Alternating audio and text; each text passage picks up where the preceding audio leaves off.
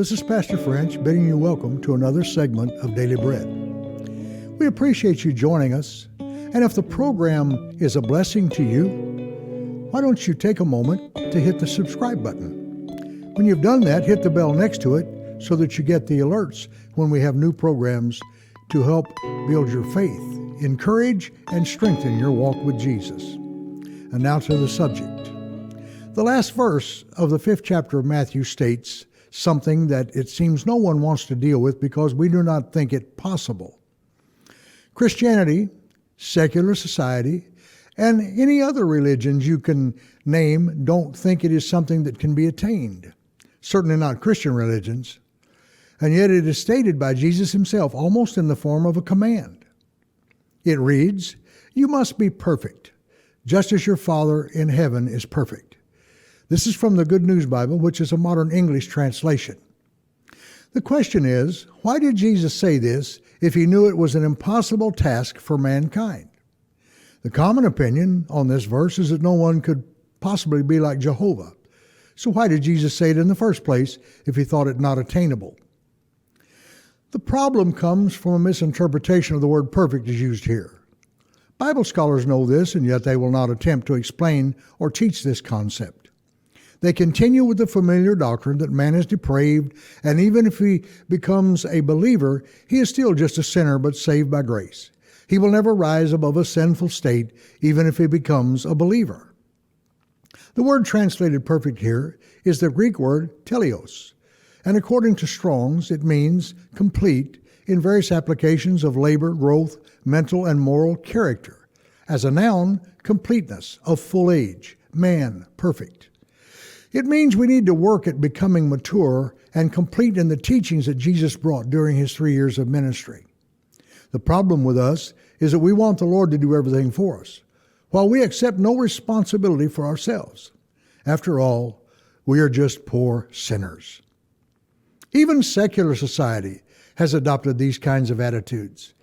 In almost every sector of life, we see a lack of discipline from our homes to our schools and institutions of higher learning to government and so forth. Discipline is another word we misunderstand in the world today. It doesn't mean punishment, but rather instruction in some form or another. And we, in a great measure, have ceased to instruct in a proper manner.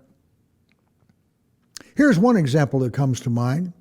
For some years now, sex education, so-called, being taught in our schools is, in my opinion, a contributing factor in the breakdown of morality we see.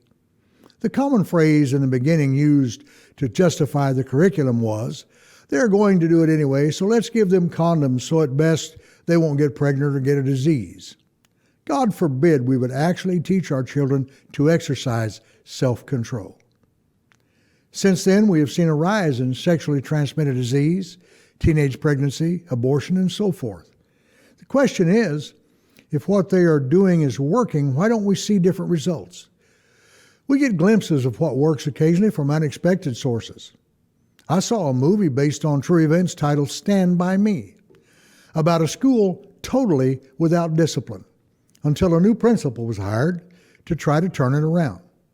He did it with hardline discipline for which he was criticized by many. It is not easy to do what is right because most of us are just not willing to put in the effort and put up with the fight that comes with trying to do what is right. Sadly, what is taught in most of the Christian religions is that we cannot be complete or whole, mature believers. Jesus must do it for us, thereby relieving us of all responsibility for our conduct.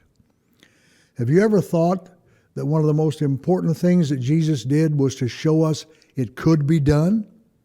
John in his gospel records Jesus as saying, "You are my friends if you do what I tell you to do." That's in chapter 15, verse 14. Notice, he did not say, "If I do it for you." He told them to do it. How much plainer could it be said? I heard a well-known pastor on his radio broadcast say, "You cannot live the Christian life. You cannot live for God." He said it was impossible for men to do it. He said, "You can't do it." If that is true, why did Jesus say, or who is the authority, tell us to do it?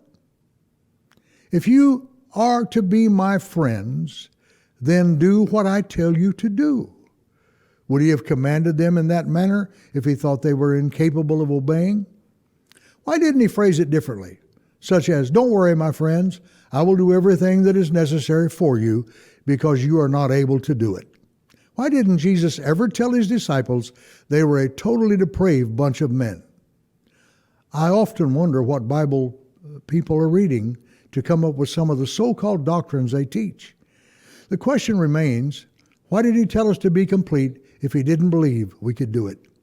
Just maybe, if we took responsibility for ourselves and began to try and live according to what Jesus taught, the world would begin to be a better place.